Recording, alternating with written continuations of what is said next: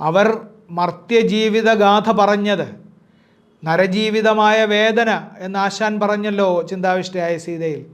ആ നരജീവിതമായ വേദന ആവിഷ്കരിക്കുന്നതിലൂടെ അതിൽ നിന്ന് അതിൻ്റെ മറുപുറത്തെത്തി നിർവികൽപ്പത്തിൽ എത്തിച്ചേരണം മനുഷ്യൻ എന്നതായിരുന്നു ഇവരുടെ ലക്ഷ്യം. നിങ്ങളുടെ വിധാതാക്കൾ നിങ്ങളാണ് എന്ന്, നിങ്ങളെ നയിക്കുന്ന ആദർശങ്ങളാണ് നിങ്ങളെ ഏതെങ്കിലും ഒരു സ്ഥലത്ത് എത്തിക്കുന്നത് എന്ന്.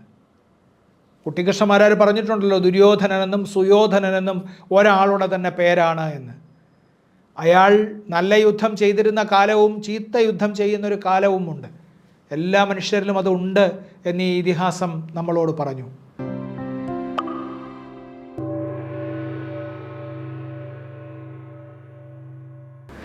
രാമായണത്തിൻ്റെ ഫലശ്രുതി. രാമായണം മുഴുവൻ വായിച്ചു തീരുമ്പോൾ രാമായണത്തിന് ഫലശ്രുതിയുണ്ട്. ഈ ഭാരതീയ പാരമ്പര്യത്തിൻ്റെ ഒരു പ്രത്യേകതയാണ്. ഭാരതീയ പാരമ്പര്യത്തിൽ ഏത് കൃതി അവസാനിക്കുമ്പോഴും അതിന് ഒരു ഭരതവാക്യം, ഒരു ഫലശ്രുതി അങ്ങനെ ഒന്നുണ്ട്. നമ്മൾ ആ കൃതി പറഞ്ഞു തീർക്കുമ്പോൾ നിങ്ങൾക്ക് ഈ കൃതിയിൽ നിന്ന് എന്താണ് ലഭിക്കുക എന്നത് പറയും. അതിൽ നിങ്ങൾക്ക് ബ്രഹ്മജ്ഞാനം, മോക്ഷം എല്ലാം കൂടുന്നതിൻ്റെ കൂടെ നിങ്ങൾക്ക് സമ്പൽ സമൃദ്ധി, സന്താന സൗഖ്യം, നിങ്ങൾക്ക് രാജകീയമായ മാനസികാവസ്ഥയൊക്കെ ഉണ്ടാവും എന്നുകൂടി പറയും. ഭൗതിക ജീവിതത്തെ തിരസ്കരിക്കാതെ ആത്മീയ ജീവിതത്തിലേക്ക് പ്രവേശിക്കാൻ വേണ്ടി മനുഷ്യനുണ്ടാക്കിയിട്ടുള്ള ഉപാധികളെന്ന നിലയിലാണ് ഇന്ത്യയിലെ പല കൃതികളും എഴുതപ്പെട്ടത്. അതെല്ലാം നമ്മളിപ്പോൾ കൃതികൾ എഴുതുന്നത് നമ്മളെ എൻ്റർടൈൻ ചെയ്യാൻ വേണ്ടിയിട്ടാണ്. നമ്മൾ നോവൽ എഴുതുന്നത് എന്തിനു വേണ്ടിയിട്ടാണ്? നമ്മളെ എൻ്റർടൈൻ ചെയ്യാൻ വേണ്ടി. അതിനകത്ത് ധാരാളം കാര്യങ്ങൾ അതല്ലാതെ അടങ്ങിയിരിക്കുന്നു. എഴുതുന്നയാളുടെ പ്രധാനപ്പെട്ട സമ്മർദ്ദം എന്താ? എൻ്റെ കൃതി ആദ്യം തുടങ്ങിയാൽ അവസാനം വരെ അത് വായിച്ചു പോകാൻ വേണ്ട ചില സംഭവങ്ങൾ ഞാനതിൽ ചേർക്കണം എന്നാണ്. എൻ്റെ ഭാഷ ആ വിധത്തിലായിരിക്കണം എന്നാണ്. ഭൂമിയിലെ ഏറ്റവും മനോഹരമായ ഭാഷ എനിക്ക് ആരചിക്കാൻ കഴിയണമേ എന്നതാണ് നമ്മളുടെ ഓരോ എഴുത്തുകാരൻ്റെയും ഉള്ളിലുള്ള വലിയ വെല്ലുവിളി. ഭാരതീയരാൽ എഴുതപ്പെട്ട ഈ കൃതികൾ, പ്രത്യേകിച്ചും രാമായണവും മഹാഭാരതവും, എഴുതിയത് രണ്ടും തിദിക്ഷ നേടിയ, ബ്രഹ്മജ്ഞാനം നേടിയ രണ്ട് മഹർഷിമാരായിരുന്നു. അവരെ സംബന്ധിച്ച് ഇത്തരം ആകുലതകളൊന്നും അവരെ ബാധിച്ചിരുന്നില്ല. അവർ മർത്യജീവിതഗാഥ പറഞ്ഞത് നരജീവിതമായ വേദന എന്ന് ആശാൻ പറഞ്ഞല്ലോ ചിന്താവിഷ്ടയായ സീതയിൽ. ആ നരജീവിതമായ വേദന ആവിഷ്കരിക്കുന്നതിലൂടെ അതിൽ നിന്ന് അതിൻ്റെ മറുപുറത്തെത്തി നിർവികൽപ്പത്തിൽ എത്തിച്ചേരണം മനുഷ്യൻ എന്നതായിരുന്നു ഇവരുടെ ലക്ഷ്യം. അങ്ങനെയുള്ള ലക്ഷ്യമൊക്കെ മനുഷ്യർക്കുണ്ടാവുക, രചയിതാക്കൾക്കുണ്ടാവുക എന്നാൽ ഇപ്പോൾ ആലോചിച്ചാൽ എന്തൊരു വിഡ്ഢിത്തമാണ് ഈ മനുഷ്യൻ പറയുന്നത് എന്ന് നിങ്ങൾ എന്നെക്കുറിച്ച് വിചാരിക്കും. പക്ഷേ അങ്ങനെ വിചാരിക്കാൻ കഴിയുന്നവർ ഉണ്ടായിരുന്നു എന്നാണ് ഈ ഇതിഹാസങ്ങൾ തെളിയിക്കുന്നത്.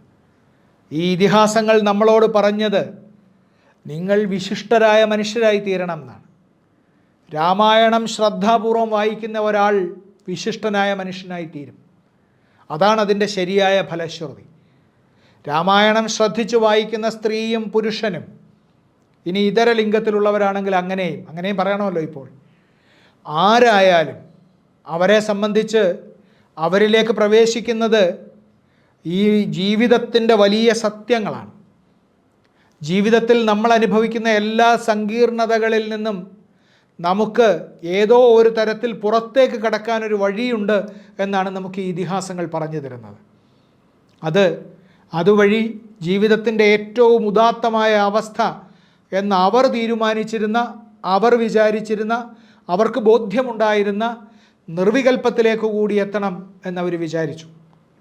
ഒരിക്കലും നിങ്ങളുടെ ജീവിതത്തിൽ ഇടപെടാത്ത, ഒരു കർമ്മത്തിനും പങ്കാളിയല്ലാത്ത, ഗുണവും മണവും യാതൊന്നുമില്ലാത്ത ഒരു അനാദി സത്തയുണ്ട് എന്നും ആ അനാദി സത്തയിൽ നടക്കുന്ന പ്രവർത്തനങ്ങളുടെയും പ്രതിപ്രവർത്തനങ്ങളുടെയും ഫലമാണ് ജീവിതമെന്നും അവർ വിശ്വസിച്ചു. അല്ലയോ ദൈവമേ, എനിക്കെന്താണ് ഇങ്ങനെ വരുത്തിയത് എന്ന ചോദ്യം വേദാന്തം പഠിച്ചു കഴിഞ്ഞാൽ അപ്രത്യക്ഷമാവും. നിങ്ങൾ രാമായണവും മഹാഭാരതവും വായിച്ചു പഠിച്ചു കഴിഞ്ഞാൽ ആ ചോദ്യം അപ്രത്യക്ഷമാവും. ഒരിടത്തും ഒരു കേന്ദ്രീകൃതമായ ഒരു സ്ഥലത്തിരുന്നിട്ട് മനുഷ്യൻ്റെ ഭാഗധേയങ്ങളെ അങ്ങനെ ആരെങ്കിലും ഒരാൾ നിർണയിക്കുന്നില്ല എന്നും നമ്മളുടെ ഭാഗധേയം നമ്മളുടെ പ്രവൃത്തി കൊണ്ട്, നമ്മളുടെ ആദർശം കൊണ്ട്, നമ്മളുടെ നന്മ കൊണ്ട് നമ്മൾ നേടിയെടുക്കേണ്ടതാണ് എന്നും രാമായണവും മഹാഭാരതവും നമുക്ക് പറഞ്ഞു തരുന്നുണ്ട്. നിങ്ങളുടെ വിധാതാക്കൾ നിങ്ങളാണ് എന്ന്. നിങ്ങളെ നയിക്കുന്ന ആദർശങ്ങളാണ് നിങ്ങളെ ഏതെങ്കിലും ഒരു സ്ഥലത്ത് എത്തിക്കുന്നത് എന്ന്. കുട്ടിക്കൃഷ്ണമാരാർ പറഞ്ഞിട്ടുണ്ടല്ലോ, ദുര്യോധനനെന്നും സുയോധനനെന്നും ഒരാളുടെ തന്നെ പേരാണ് എന്ന്. അയാൾ നല്ല യുദ്ധം ചെയ്തിരുന്ന കാലവും ചീത്ത യുദ്ധം ചെയ്യുന്നൊരു കാലവുമുണ്ട്. എല്ലാ മനുഷ്യരിലും അതുണ്ട് എന്ന് ഈ ഇതിഹാസം നമ്മളോട് പറഞ്ഞു. അപ്പോൾ നമ്മൾ ഇതിലൂടെ സഞ്ചരിക്കുമ്പോൾ നമുക്ക് തന്മയീഭാവം ഉണ്ടാവണം. നമുക്ക് ഈ കഥാപാത്രങ്ങളോട് ചേരാൻ കഴിയണം. രാമനോട് ചേരാൻ കഴിയണം. ശ്രീരാമനോട് ചേരുന്ന അതേ ഗൗരവത്തിൽ രാവണനോട് ചേരാനും കഴിയണം. ആ കഥാപാത്രത്തിലേക്കും നമ്മൾ പ്രവേശിക്കണം. രാവണൻ നമ്മളെ തിന്മ പഠിപ്പിക്കുകയല്ല ആ സമയത്ത് ചെയ്യുക. നമ്മൾ രാവണൻ എന്ന കഥാപാത്രത്തിലേക്ക് പ്രവേശിക്കുമ്പോൾ നമ്മളിലേക്ക് അങ്ങനെ ഉണ്ടായിട്ടുള്ള പ്രവൃത്തികളിൽ നിന്ന് നമ്മൾ വിമലീകരിക്കപ്പെടുന്നത് എങ്ങനെ എന്ന് കാണാൻ കഴിയും. അതുകൊണ്ട് തന്നെ ഈ ഇതിഹാസങ്ങൾ നമ്മളെ സംബന്ധിച്ച് മഹത്തായിട്ടുള്ള സാഹിത്യകൃതികളും മഹത്തായിട്ടുള്ള ആധ്യാത്മിക ഗ്രന്ഥങ്ങളുമാണ്. ആധ്യാത്മിക ഗ്രന്ഥം എന്നാൽ അത് നമ്മളുടെ ഉള്ളിൽ പ്രവർത്തിച്ച് നമ്മളെ നിരന്തരം വിമലീകരിക്കുകയും നവീകരിക്കുകയും ചെയ്യുന്നു എന്നാണ് അർത്ഥം.